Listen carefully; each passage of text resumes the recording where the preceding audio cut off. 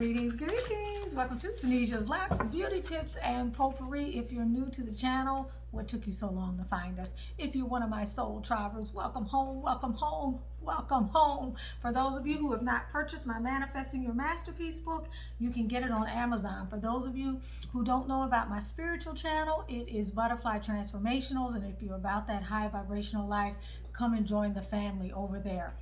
Today's video is going to be about in today's video, I want to talk about the journey to Sisterlocks, my journey to Sisterlocks. In today's video, I'm going to share with you my journey to Sisterlocks. I've had my Sisterlocks now for a little over 11 years, I think. It could be longer than that, but definitely I am a decade or plus. And I have loved this journey. I have learned tons on the way to getting to where I am today. There are a lot of things that I would do differently if I could, but it doesn't take anything away from the magnificence of this journey. This is a decision that I will always be grateful for making, and it is a hairstyle and a way of life that I hope to continue indefinitely. As long as this style will sustain me, I will do what I'm supposed to do to sustain the style. So I say all of that to tell you that if you're on the fence about getting Sisterlocks, what is it that you're really hesitant about? If it's the style will produce the results that it is intended to produce. If it is finding a loctician, take your time and find a qualified loctician, because that is the major part of this journey. It is a major part of this journey. If it's some other reservation you have, such as, will I like it? What will they look like? Blah, blah, blah, blah, blah, blah, blah. Take the leap. There are a lot of you all who come on this channel often, and you tell me that you're on the fence. Some of you say it's the videos that I have made on the channel that encourage you to get an install. I'll say this until the end of time, that this was by far the best decision that I have made, and that I believe for the vast majority of you all who are considering this style, that it will too be one of the best decisions that you have made. So today's video is me kind of talking about my journey to Sisterlocks. I came to Sisterlocks by way of some severe hair loss. All right, I had long hair. I would say it was about here, mostly all around. It was a healthy head of hair. I had dyed my hair with, I'm always doing the auburns. If it's not the burgundy, it's the auburns. And I think I waited less than maybe 6 or so weeks, and I put some henna on my hair without recognizing that henna, just because it's natural, does not mean that it does not change the ionic structure of the strand, and that it does not interact with whatever other pigmentation things you have done to your strands, and whatever other chemical changes you've made to your hair, without realizing that I did it in such close succession that after a period of weeks I started noticing hair fall. I was able to do this to my hair, and I would have strands of hair, and they were long strands of hair. And initially I did not make the connection, but as I continued to do this, on top of fortifying my hair, because at first I didn't realize what was going on, as I continued to see hair fall, it was on my clothes, it was in the bathroom, it was in the shower. It got to be, y'all, where just running my fingers through my hair like this, I would have 10 strands of hair. I became very scared. As the weeks rolled by, 1 or 2 weeks, it continued.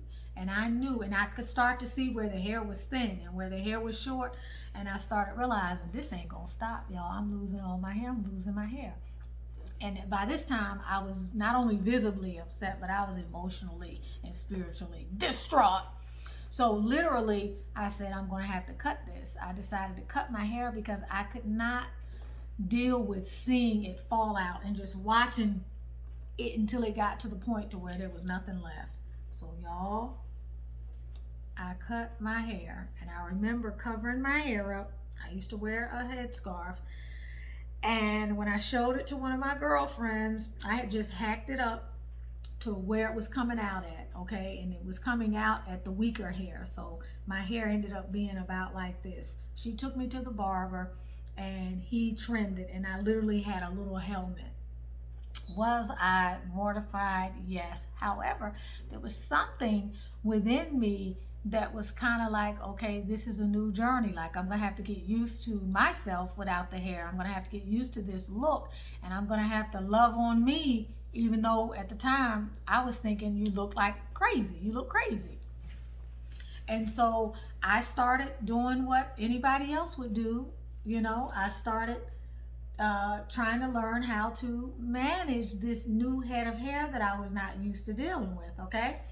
And I started out by trying to control it and tame it, because I always had hair that would sweat out easily. I always had hair that couldn't hold the perm that well. My hair never got as straight as my sister's hair, when my mother would hot curl it or hot press it, put a hot comb in it. By the evening, my hair was already frizzing up. So, but I'd always had perm, so I hadn't had the luxury as an adult of actually dealing with my natural hair. So I was in for a whirlwind of an experience. So after a little bit of time, I started doing twist, okay? And I kind of liked the twist. I enjoyed the twist, and I have a picture somewhere of me with those twists at the height of doing those twists. I had to find that picture, because I have it somewhere. If I can find it, I'll put it in this video. If I can't, I'll have to move it on. But I started doing the twist, but that was becoming high maintenance, y'all, because I was having to do it every couple weeks. And I had a lot of twists that I was putting in my hair, and it was a lot of work. And even before my hair came out and I had a lot of hair, I was not the person that spent a lot of time on my hair. I didn't believe in that. I'm somebody that likes to get up in the morning and in 15 to 20 minutes be out of the bathroom, have my face done, have my hair done, and be on my way at that time to go to work. Today it's the same. I spend even less time. I put a little concealer here. Okay, I got my microbladed on my eyebrows. I ain't got to do anything with that. Put on a little mascara, put my little bendy on, some lipstick, same lipstick I've been wearing damn near now for 20-some years, 22 years. And I go. I don't like to spend a whole lot of time in the mirror. And so that was too much for me. So then there were times where I would try to blow dry it out as it was starting to grow. I would blow dry it out, and I would notice that I would spend all this time in the bathroom upstairs blow drying it out, and then using a curling iron to get it even straighter. And I am not lying to you. By the time I got downstairs, my hair would already be starting to get like this. And I was like, what the hell? Like, what is going on? So I started to realize that when I was a kid and I was in my natural hair, before my mother started putting perms in it, and when she would wash it before she would get around to straightening it, if she didn't do it the same day, you know, my hair was trained because I had trained it. I was the type of kid, at my first grade, I was doing my own hair. I would get up in the middle of the night and do my hair and plait it up and style it, and then get dressed, take a shower, and get back into bed at 1 or 2 to wake up the next morning. I was just that kid that couldn't wait to go to school. But I was doing my own hair from the first grade on. And so my hair was trained. It would do what I needed it to do. It was easy to manage. So I couldn't understand, why is this hair not easy to manage? Why is it drawing up so much? Why is it always tangled? And I started thinking to myself, I can't go the distance with this. Like, I can't be tied down with this like this. But I also knew at this time that going back to relaxers was not for me. So at this time, there was a subtle change that was going on with me spiritually that I wasn't quite aware of. And I knew that even though this thing looked like a helmet, and it was looking crazy, and it was this, now by now it was starting to grow out. So it wasn't so much like it was here initially, but I still, where I couldn't even get a ponytail. But I knew at this time that I wasn't trying to go back. I wanted to see what this was going to lead to, because I still had kind of soft hair. Okay, I still had a nice texture of hair that was soft, that could be manageable, although at this time it didn't seem anything like what I used to remember. So I wanted to there was this curiosity about wanting to see where this was going to go. And I had a girlfriend who I still have, Serena. Shout out to you, beautiful. It's time for you to come back out for your next visit. And Serena, a year or two before, had gotten Sisterlocks. I don't even know if I knew that that was the name of them at the time. It was totally new to me. All I know is she said it took 40 hours. I listened to the amount of money she paid, and she had all these tiny little plaits. They looked like plaits to me. I wasn't even educated enough to know that, pay attention, this is not a plait. Like, I just knew she had all these tiny little things in her hair, and she spent 40 hours, and I thought she was loco. I thought she was crazy. And I remember saying, why in the hell? Like, why are you gonna pay that much money for those things? Girl, don't you know? I became very interested. Super interested in those things, those Sisterlocks. So after talking with Serena, and then I had another client who had those same things in her head, talked to her about it, and I decided, okay, if I get those things, I'm not going to have to worry about this hair drawing up. I'm going to have some kind of freedom, but I'm still going to be able to keep my hair natural. I don't have to get a relaxer, but I can have something that's manageable.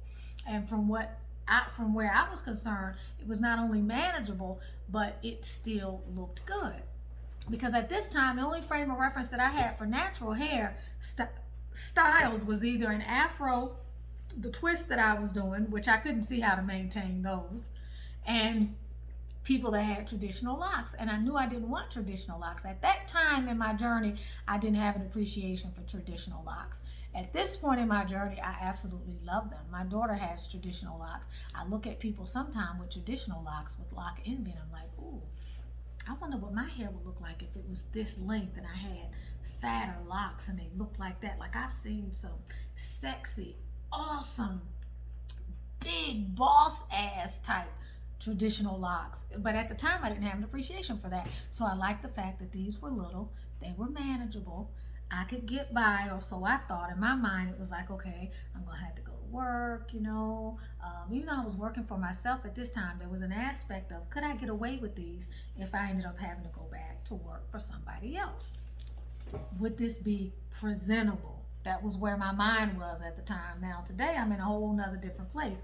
But hence the spiritual changes that you undergo when you begin to embrace your naturalness, when you begin to embrace your beauty. So I decided to get the locks, okay? Hair had fallen out, couldn't manage the natural styles. It was too much, you know, of the unknown of what I was going to be dealing with on a day-to-day basis. It seemed like I can't maintain this. It's too manageable. My hair is always sweating out.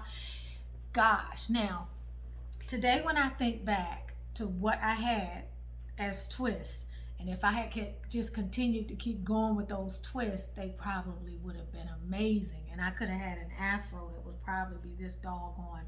But I didn't know then what I know now. If I ever end up having to transition from these Sisterlocks, I probably would go that route next time. I would do the twist, and I would just continue to maintain the twist and maybe do braid outs and just let my hair do what my hair is capable of doing. But I love these Sisterlocks. So when I decided to get them, I went to a lady named Ifraj Suad, S-U-A-D, Ifraj, I-F-R-A-J. You can find her online in the Atlanta area. She's the same person that did Serena's locks, and I had her to install my locks. She did a test lock, and by the next day, I knew that this was what I wanted. So I was like, yeah, I'm ready. When can we schedule? My install took 3 days, 10 hours each day. I loved the way they looked. I want to say I did pay $750. She braided my locks all the way down to the bottom. My parts were meticulous. It was so neat. I'd never seen anything like it in my life. I was so excited. Over a period of weeks, my ends curled up like this, and I loved the little curlies. My hair also began to kind of shrink, which was something that I didn't expect. Now, when I got my locks, there wasn't even all this craze about locks. I didn't know much about Sisterlocks. I remember 2 years later starting a channel, but taking my videos down and not doing the channel, that whole thing. But I didn't know enough about Sisterlocks per se, or Microlocks, or any of that in any real way at the time. Although I used to do hair weaves, I used to do my own hair weaves. People used to pay me to do their weaves in college. and in high school, and I used to also do box braids. I wore box braids for many years, so I had that aspect of knowledge with regard to hair. And I come from a family of cosmetologists, but I didn't know much at all about traditional locks, freeform locks, micro locks, or any of that. This is a lock that I tied up that probably has a piece of lint or something in it that I'm gonna have to go and deal with. I realize now that I got my Sequoia back, and I digress, that I do not have a pair of tweezers in there. When I'm outside, sitting in the backyard, or I'm in the car, that's when I can see things in my hair that aren't supposed to be in there, and I have to get them out. I digress. So, okay, so I decided I gotta have these locks. She put them in. Once they started to kind of shrink up, you know, I'll be like, what happened to all my length? They started to change. And when they started to change, I started to change. Literally, I started to change. But also, I was like, okay, this is not how I wanted them to look. Somehow, I was naive enough to think that my locks were always going to look like they did when I could see the pattern, and when they looked more like that interlocking method. As they started to look more like a traditional lock in their own way, but smaller, I wasn't sure that I really liked them. But at the same time, I knew I was committed to this style, and I was just gonna have to learn to like it. And that's what actually happened. I had to make a conscious choice to learn to like them and to start to appreciate what my hair was doing, because at this stage, I had some bunching. Oh my gosh, I had some locks that looked skinny, and then they had these fat pieces. I was going crazy because I've always been a little bit OCD when it came to certain things. And all the locks, although they were installed on the same head by the same person with the same pattern, they all had a mind of their own, and they were all kind of doing their own thing. So I had to get used to that. And so I found myself, in the beginning, I had my loctician to separate a few locks, which she told me what the concerns might be associated with that, and I have experienced those concerns. I had her to probably, it was like maybe 9 or 10 locks up in this area and a few here that just seemed too big for me, and I wanted them small, so I had her to separate those locks. I started trying to make peace with some of the individuation of the locks, but the ones that really had a lot of bulging, I would do this thing here to kind of twist out, to twist back and forth, and to sort of compress the lock. And I would do that religiously almost every day for a long period of time, and eventually that helped to smooth them out.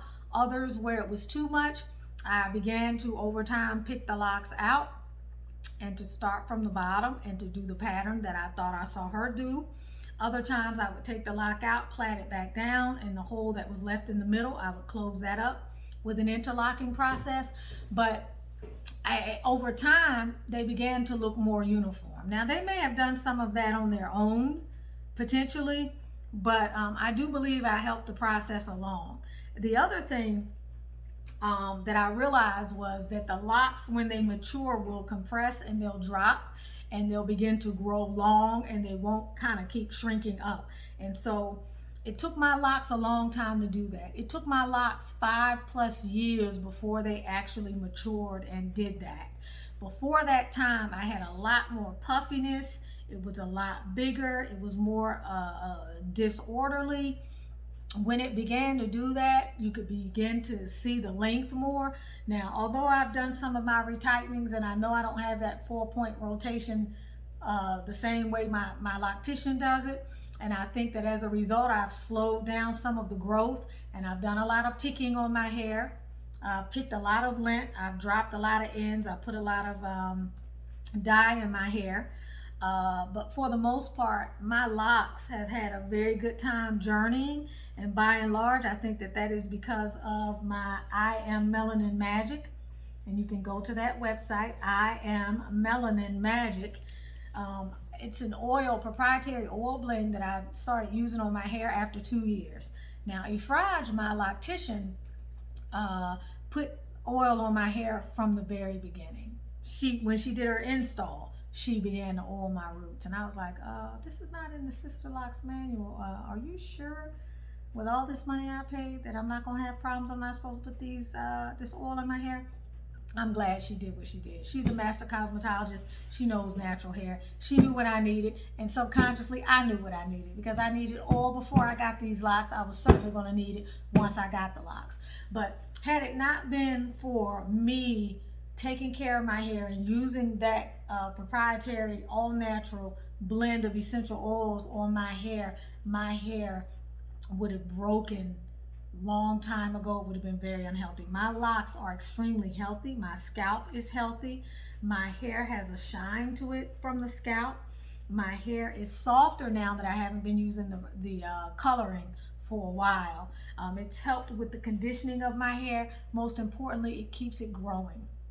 And I know that because normally by 6 weeks I would have way more new growth, but I haven't used my oil this month. I've been really lazy. I've gotten lazy. I haven't used it at all in the last 4 weeks, with the exception of right around this area, which is why I have all of this up here. Okay, pretty soon I'm going to be able to add a few more new locks. But one thing I will say is that that oil has been wonderful, and I think that it has made all the difference in my journey. Once I realized that when I washed my hair, I needed to really wash it out very good, which I wasn't doing. But the journey has been wonderful. I have learned a lot, y'all. I've had my lint picking OCD times. If you watch my earlier videos on the channel, you're going to see my fascination with lint picking. I've learned what I guess you could say is a high risk aspect of this journey in terms of locks falling or experiencing alopecia or lock thinning. I've learned a lot about that, especially since starting the channel, which is why I came up with the magical hair growth serum, which is helping over 70% of the people who use it to regrow hair in areas where they have not been able to have hair before. But I've learned a lot about that. I learned a lot more about the brand, the good and the not so good aspects of the brand. I've learned how to retighten my own hair. I've learned that this journey is not a journey for the meek or the weak. It is a journey for those people who are willing to exercise a certain level of vigilance over their hair, meaning you cannot turn your hair over to the Loctician or to the Sisterlocks brand or to the Sisterlock and expect not to do anything at all. This is not a journey for the lazy. You have to take initiative. Although you have a good hair day every single day, and you will never have another bad weather day with regard to your hair again in your life, there are still things that you need to do on this journey to get the return on your investment. And those are the things that I talk about all the time on my channel. So if you haven't liked, shared, or subscribed, make sure you do that now. If you are interested in the I Am Melanin Magic brand, just go to I Am Melanin, MELANIN, Magic, MAGIC.com, and mention Lock Channel, okay, in the checkout section. If you decide to order, put LOCCHANNEL in all caps, and you'll get a 20% discount. That is going to be good up through probably the end of 2022, and it will also be a better discount than the first time user discount you will get when you go to the site. So do use the Lock Channel discount code at checkout, and that'll get you 20% off. I love you guys. Don't forget to give the video a thumbs up, and I'll see you back again for the next video. Bye.